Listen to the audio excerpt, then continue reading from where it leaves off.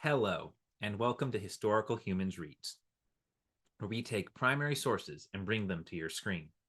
I'm Colum Coleman, and today we are reading from The Ones Who Walk Away from Omelas by Ursula K. Guin.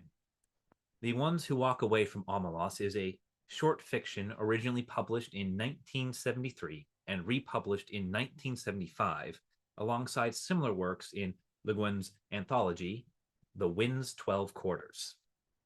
It is a work of philosophical fiction that criticizes society's focus on individual gain over the well being of others, as in the city of Omelas, the happiness and well being of the city is contingent upon forcing a child to suffer.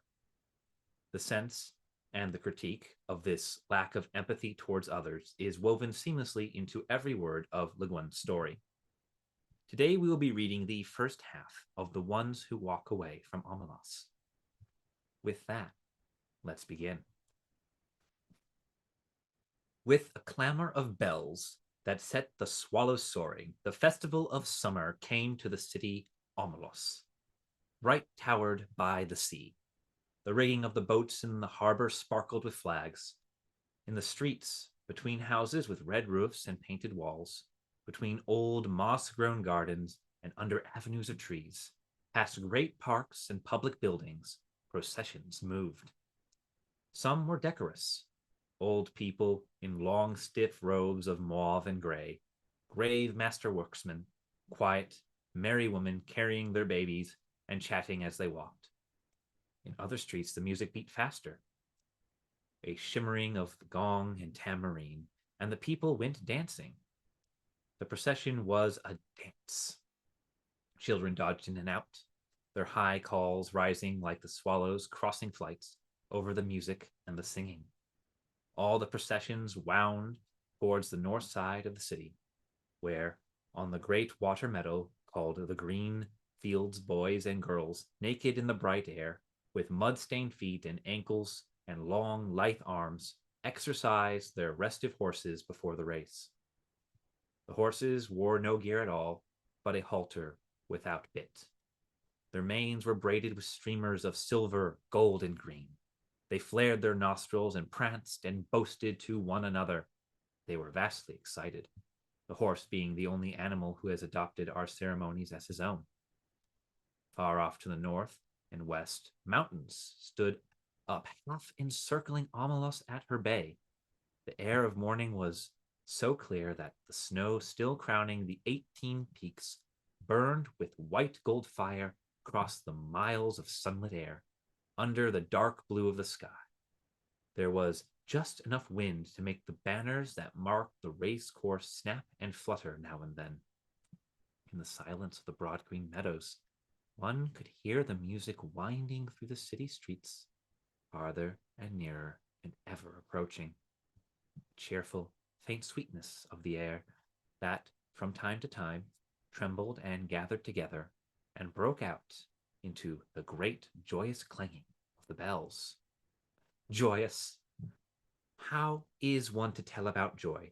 How describe the citizens of Omelas? They were not simple folk, you see, though they were happy. But we do not say the words of cheer much anymore. All smiles have become archaic. Given a description such as this one tends to make certain assumptions. Given a description such as this, one tends to look next for the king, mounted on a splendid stallion and surrounded by his noble knights, or perhaps in a golden litter borne by great muscled slaves. But there was no king. They did not use swords or keep slaves. They were not barbarians. I do not know the rules and laws of their society, but I suspect that they were singularly few. As they did without monarchy and slavery, so they also got on without the stock exchange, the advertisement, the secret police, and the bomb. Yet I repeat that these were not simple folk, not dulcet shepherds, noble savages, bland utopians. They were not less complex than us. The trouble is that we have a bad habit, encouraged by pedants and sophisticates, of considering happiness as something rather stupid. Only pain is intellectual, only evil interesting. This is the treason of the artist, a refusal to admit the banality of evil and the terrible boredom of pain. If you can't lick 'em, join 'em. If it hurts, repeat it. But to praise despair is to condemn delight. To embrace violence is to lose hold of everything else. We have almost lost hold. We can no longer describe a happy man, nor make any celebration of joy. How can I tell you about the people of Omelas? They were not naive and happy children, though their children were, in fact, happy. They were mature, intelligent, passionate adults, whose lives were not wretched. Oh, miracle, but I wish I could describe it better.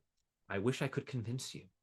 Omelas sounds, in my words, like a city in a fairy tale, long ago and far away, once upon a time.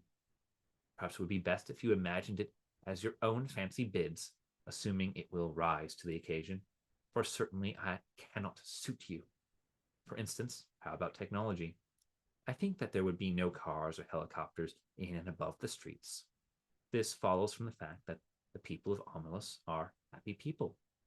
Happiness is based on a just discrimination of what is necessary, what is neither necessary nor destructive, and what is destructive. In the middle category, however, if that of unnecessary but undestructive, that of comfort, of luxury, ignorance, etc., they could perfectly well have central heating, subway trains, washing machines, and all kinds of marvelous devices not yet invented here, floating light sources, fuelless power, a cure for the common cold. Or they could have none of that, because it doesn't matter. As you like it, I incline to think that the people from towns up and down the coast have been coming into Omelas during the last days before the festival on very fast little trains and double-decked trams, and that the train station of Omelas is actually the handsomest building in town, though plainer than the magnificent farmer's market. But even granted trains, I fear that Omelas so far strikes you as goody-goody. Smiles, bells, parades, horses, blah. If so, please add an orgy. If an orgy would help, don't hesitate. Let us not, however, have temples from which issue beautiful nude priests and priestesses already half in ecstasy and ready to copulate with any man or woman, lover or stranger, who desires union with the deep godhead of the blood, although that was my first idea. But really, it would be better not to have any temples in Omelas, at least not man temples. Religion, yes. Clergy, no. Surely the beautiful nudes can just wander about, offering themselves in divine souffles to the hunger of the needy and the rapture of the flesh. Let them join the processions. Let tambourines be struck above the copulations, and the glory of desire be proclaimed upon the gongs. And, a not unimportant point, let the offspring of these delightful rituals be beloved and looked after by all. One thing I know, there is none in Omelas of guilt. But what else should there be? I thought at first there were no drugs, but that is puritanical. For those who like it, the faint, insistent sweetness of druse may perfume the ways of the city, druse which first brings a great lightness and a brilliance to the mind and the limbs, and then after some hours a dreamy languor and a wonderful vision at last of the very arcana and innermost secrets of the universe, as well as exciting the pleasures of sex beyond all belief. And it is not habit forming. For more modest tastes, I think there ought to be beer. What else? What else belongs in the joyous city? The sense of victory, surely, the celebration of courage. But as we did without clergy, let us do without soldiers. The joy built upon successful slaughter is not the right kind of joy. It will not do. It is fearful, and it is trivial. A boundless and generous contentment, a magnanimous triumph, felt not against some outer enemy, but in communion with the finest and fairest in the souls of all men everywhere, and the splendor of the world's summer. This is what swells the hearts of the people of Omelas. The victory they celebrate is that of life. I don't really think many of them need to take Drews. This has been an excerpt from The Ones Who Walk Away from Omelas on Historical Humans Reads. If you enjoyed this video and would like to hear more excerpts from original texts, please subscribe to be notified of the next one. If there's a work you would like to hear, be sure to like this video and leave a comment listing it below. Thank you for listening.